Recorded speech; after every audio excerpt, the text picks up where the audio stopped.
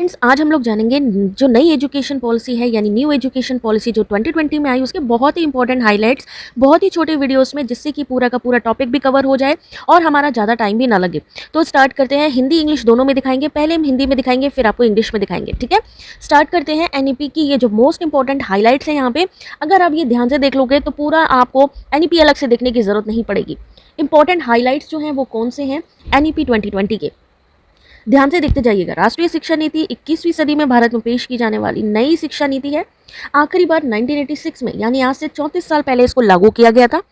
इस प्रकार एनईपी 2020 शिक्षा पर राष्ट्रीय शिक्षा नीति 1986 की जगह लेता है। यहाँ पर एक एमसीक्यू बनता है कि जो नई एजुकेशन पॉलिसी आई है 2020, ये किसकी जगह पर रिप्लेस की गई है, तो आपको याद रखना है 1986। 1992 में पॉलिसी आई नहीं थी, एजुकेशन पॉलिसी आई नहीं की थी, केवल यहाँ पे संशोधित की गई थी। याद रखिएगा, पहली जो एजुकेशन पॉलिसी आई थी 1968 में आई थी, दूसरी आई थी 1986 में, फिर आपकी है 2023 ही एजुकेशन पॉलिसीज अभी तक आई हैं। 1992 में इसको मॉडिफाई किया गया था सिर्फ, यानी संशोधित किया गया था। चलिए, इससे पहले जो शिक्षा नीति थी 1968, जैसा कि मैंने बताया 68, 1986 और एक 2020, ये तीन तरीके की जो शिक्षा नीति है ये लॉन्च की गई थी। एनईपी 2020 भारतीय जनता पार्टी के 2014 के लोकसभा चुनावों के घोषणा पत्रों में भी मौजूद था। नई शिक्षा नीति के लिए प्रयास 2015 से चल रहे थे। 2016 में नई शिक्षा नीति के विकास के लिए समिति ने अपनी रिपोर्ट पेश की थी। चलिए आगे देखिए। एमएचआरडी मानव क्या एमएचआरडी का क्या फुल फॉर्म होता है, जल्दी से कमेंट करके बताओ। ने राष्ट्रीय शिक्षा नीति 2016 के मसौदे के लिए कुछ इनपुट तैयार किया था। 2017 में भारतीय अंतरिक्ष अनुसंधान संगठन इसरो के प्रमुख डॉक्टर कृष्णा स्वामी कस्तूरीरंगन की अध्यक्षता में मसौदा राष्ट्रीय शिक्षा नीति के लिए समिति का गठन हुआ। ये क्वेश्चन आपका बहुत ही इंपॉर्टेंट है, क्योंकि यहाँ से आता है कि जो एनईपी 2020 उसका मसौदा किसने तैयार किया था, तो आपको याद रखना है कस्तूरीरंगन ने। 2019 में राष्ट्रीय नीति का जो मसौदा था डॉक्टर रमेश को प्रस्तुत किया गया था। रमेश शंकर पोखरियाल जो थे, 31 मई 2019 को मंत्रालय का कार्यभार संभालने के बाद उसके बाद सरकार के अनुसार 2.5 लाख ग्राम पंचायत, 6600 ब्लॉकों, 6000 यूएलबी, 676 जिलों के लगभग 2 लाख सुझावों पर विचार करने के बाद एनईपी 2020 को तैयार किया गया। यहाँ से आपके हमेशा से क्वेश्चन आते रहे हैं। पहला क्वेश्चन आपका कस्तूरीरंगन, दूसरा आपका कितनी एनईपी हैं वो उसके बारे में कि 3 एनईपी हैं, कौन कौन सा उसका ईयर रहा है, उसके अलावा किसके द्वारा लॉन्च की गई थी, ये सब चीजें आपसे पूछी जाती हैं। चलिए अब एक नजर यहाँ पर डालिए। राष्ट्रीय शिक्षा नीति 2020 एक भारत केंद्रित शिक्षा प्रणाली की कल्पना करती है। एक भारत, ठीक है, केंद्रित शिक्षा प्रणाली की कल्पना करती है जो सभी को उच्च गुणवत्ता वाली शिक्षा प्रदान करके हमारे देश को एक समान और जीवन ज्ञान समाज को बदलने में सीधे योगदान देती है। अब इसमें कौन से प्रावधान किए गए हैं, तो यहाँ हम आपको बता दें, जो मानव संसाधन विकास मंत्रालय, जिसका भी मैंने आपको फुल फॉर्म पूछा था एमएचआरडी, उसका नया नाम बदल के क्या कर दिया गया है, शिक्षा मंत्रालय कर दिया गया है, मिनिस्ट्री ऑफ एजुकेशन। एमओई का क्या होता है full form, ministry of education. इसका हालांकि पहले प्रीवियस नाम भी एमओई था यानी शिक्षा मंत्रालय था, लेकिन फिर इसको बदल दिया गया था, मानव संसाधन विकास मंत्रालय कर दिया गया था। लेकिन जो एनईपी 2020 है उसमें क्या किया गया है, फिर से इसको शिक्षा मंत्रालय बना दिया गया। चलिए अब यहाँ पर बहुत इंपॉर्टेंट चीज़ है वो देखने वाली ये है कि स्कूली शिक्षा के लिए क्या क्या प्रावधान किए गए हैं। तो यहाँ पर ये इंपॉर्टेंट पॉइंट है, प्लीज़ आप लोग इसको चाहो तो नोट डाउन कर सकते हो। 2030 तक स्कूली शिक्षा में 100% सकल नामांकन अनुपात यानी जीईआर की बात हो रही है, यानी जो स्कूली शिक्षा है उसमें सकल नामांकन अनुपात को बढ़ाकर 100% करना है। प्री प्राइमरी टू जो माध्यमिक स्तर है वहाँ के लिए शिक्षा का सार्वभौमिकरण, open schooling system NIOS state open school के माध्यम से 2 करोड़ स्कूली बच्चों को जो जिन्होंने ड्रॉप आउट कर दिया था यानी स्कूल छोड़ दिया था उनको भी वापस लाने का काम किया जा रहा है एनईपी 2020 में। यहाँ पर देखने वाली बात है, यहाँ पर जो प्रणाली चेंज करी गई है वो कौन सी प्रणाली है। वर्तमान 10+2 क्या था हमारा, 12 था, ठीक है, को बदल कर क्या कर दिया गया है 5+। यहाँ से ये भी क्वेश्चन आता है कि 5+3+3+ जो हमारा स्ट्रक्चर नया आया है उसने किसको रिप्लेस किया है, तो यहाँ पर आपको ध्यान रखना है 10+2 प्रणाली को। यहाँ पर पहला जो हमारा टर्म है, जैसे 5 लिखा है ना, ये 5 किसके लिए है, 3 से 8 साल वालों के लिए है। ये जो 3 लिखा है ये है आपका 8 से 11 साल के लिए। उसके बाद जो 3 है वो 11 से 14 साल के लिए। 4 साल किसके हैं, 14 से 18 साल के लिए। ये भी एग्जाम में आता है। शैक्षणिक और पाठ्यचर्या संरचना द्वारा प्रतिस्थापित किया गया, यानी 5+3+3+4 जो नया स्ट्रक्चर है एजुकेशन प्रणाली का उसने 10+2 को रिप्लेस किया है। अब ध्यान से देखिएगा, एज मैंने आपको बता दी है, इसको याद रखना है, मैचिंग में आई थी लास्ट टाइम। फाउंडेशनल जो स्टेज है आंगनवाड़ी या प्री स्कूल के 3 साल, प्राइमरी स्कूल में ग्रेड 1 से 2 में 2 साल को कवर करते हुए 3 से 8 साल की उम्र के multi level activity based learning को कवर करेगा। यानी आंगनवाड़ी आता है आपका फाउंडेशनल में, ठीक है, जो छोटे बच्चे हैं प्लेग्राउंड वाले। फिर प्रारंभिक चरण 8 से 11 साल, जहाँ पर खेल खोज गतिविधि आधारित इंटरेक्टिव कक्षा शिक्षण को कवर किया जाता है। 11 से 14 साल या ग्रेड 6 to 8 में विज्ञान, गणित, कला, सामाजिक विज्ञान, मानविकी में अनुभवात्मक शिक्षा को कवर करने वाला मध्य चरण। 2 चरणों में 14 से 18 साल की आयु में बहुविषयक अध्ययन, अधिक महत्वपूर्ण लोच, लचीलापन, छात्रों की पसंद के अनुसार टॉपिक को कवर करने वाला माध्यमिक चरण। किसके लिए 14 से 18, यहाँ पे किसके लिए है 11 से 14 साल के लिए, 8 से 11 साल।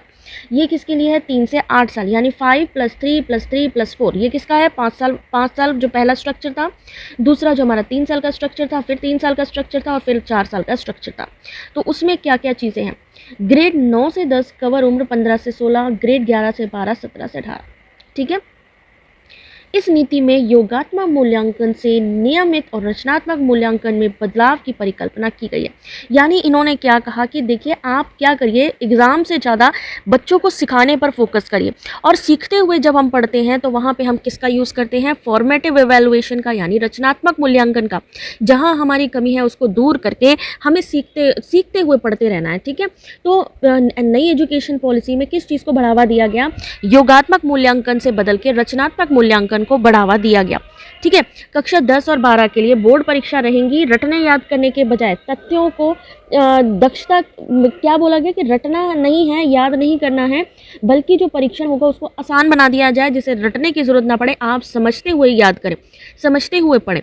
परिणाम के रूप में 360 डिग्री समग्र प्रगति कार्ड के साथ मूल्यांकन सुधार, सीखने के परिणामों को प्राप्त करने के लिए छात्र प्रगति पर नजर रखना।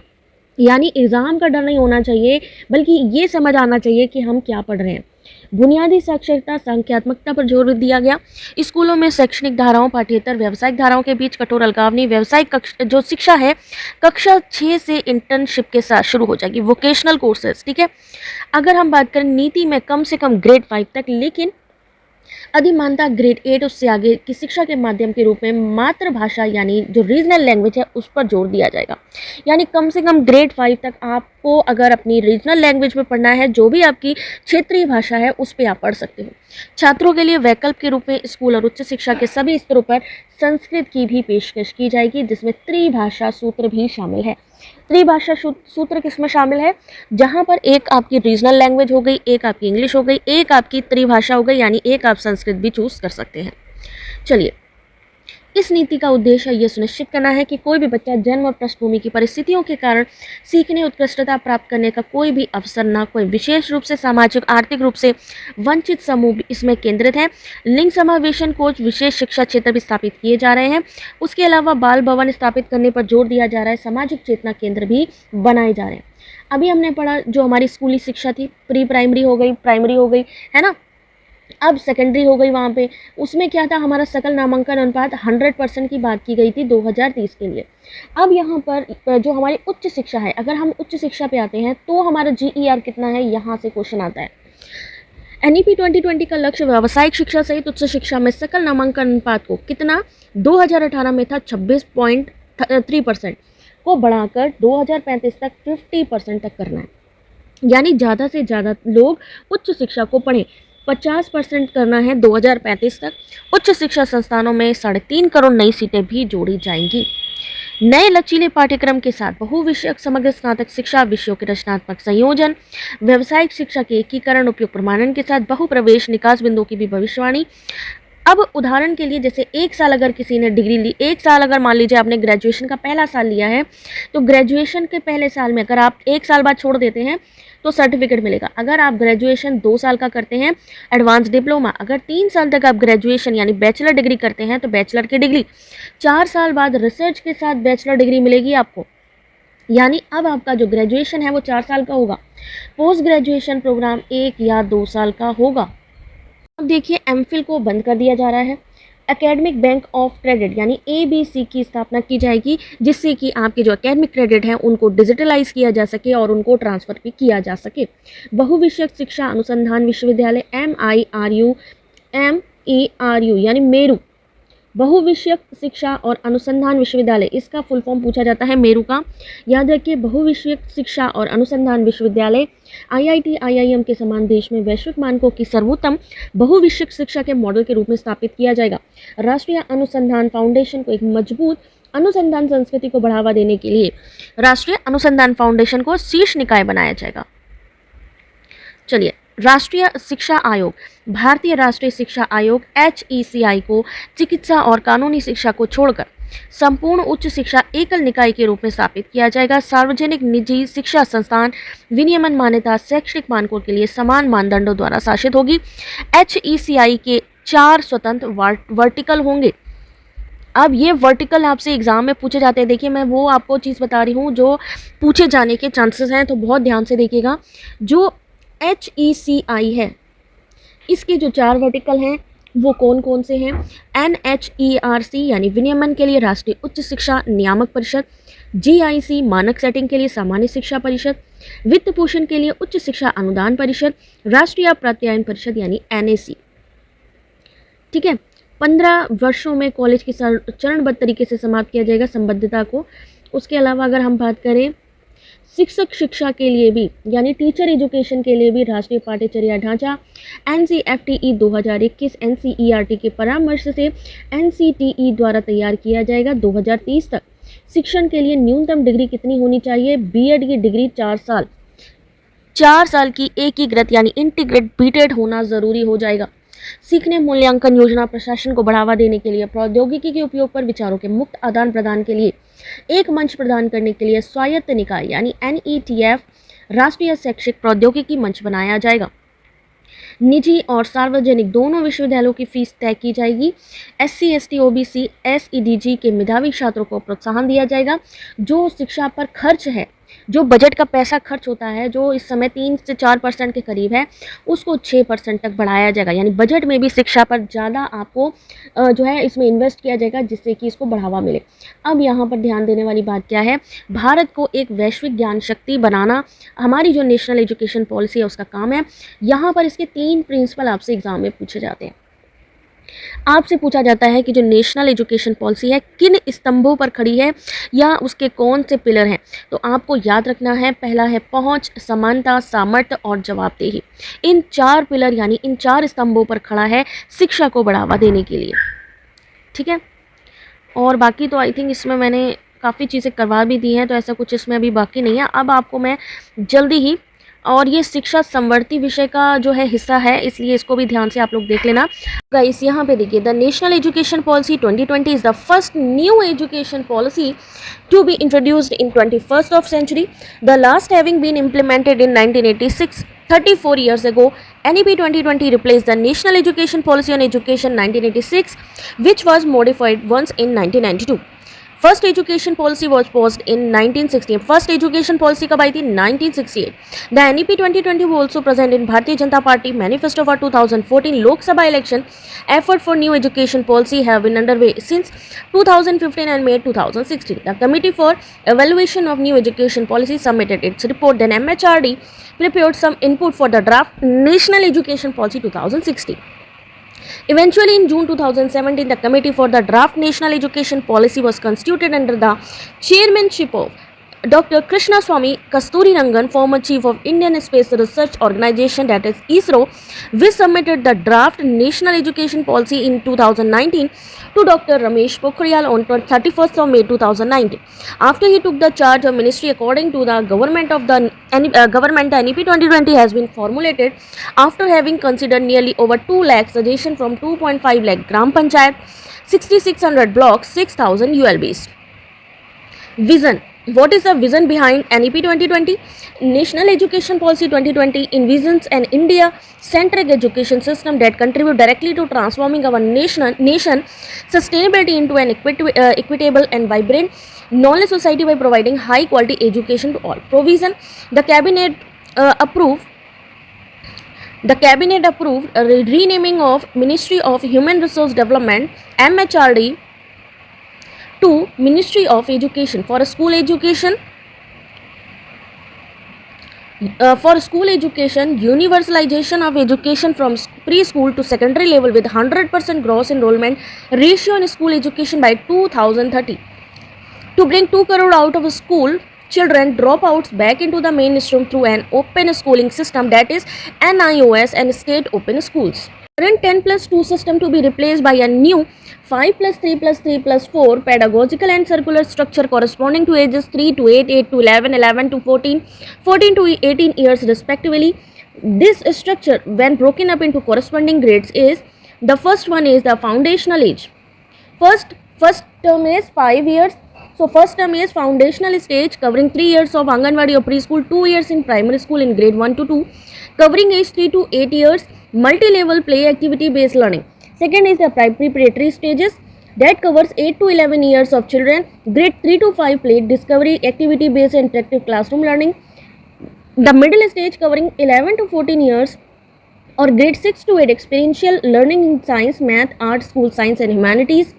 Secondary stage covering ages 14 to 18 year. Secondary stage, that is covering ages 14 to 18 year, multidisciplinary stage, greater critical thinking, flexibility and student choice of subject in 2 phases, like grade 9 to 10 covering 15 to 16, grade 11 to 12, 17 to 18. Okay, the next one is, this policy envisages a shift from summative assessment to regular and formative assessment, which is more competency based, promotes learning and development, and tests higher order skills such as analytical, critical thinking, conceptual clarity. Board exam for grade 10 to 11 will be continued and made easier to test core competencies rather than rote memorized fact. As a result, assessment reform with 360-degree holistic progress card tracking student progress for achieving learning outcomes.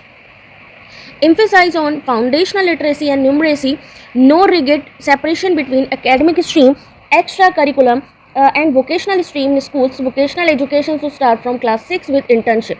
The policy has emphasized mother tongue, local language, regional language as the medium of instruction at least till grade 5, but preferably till grade 8. And beyond, Sanskrit to be offered at all level of school and higher education as an option for students, including in the 3 language formulas. Now, this policy aims to ensure that no child loses any opportunity to learn and excel because of the circumstances of birth and background, especially focused on socially and economically disadvantaged group, that is the SEDGS. So they are setting up to gender inclusion fund and also special education zone. Every state district will be encouraged to establish Bal Bhavans as a special daytime boarding school, and school infrastructure can be used as Samajik Chetna Kendra. For higher education, the goal of NEP 2020 is to increase the gross enrollment ratio in higher education, including vocational education, from 26.3% to 50% by 2035. 3.5 crore new seats will be added to higher education.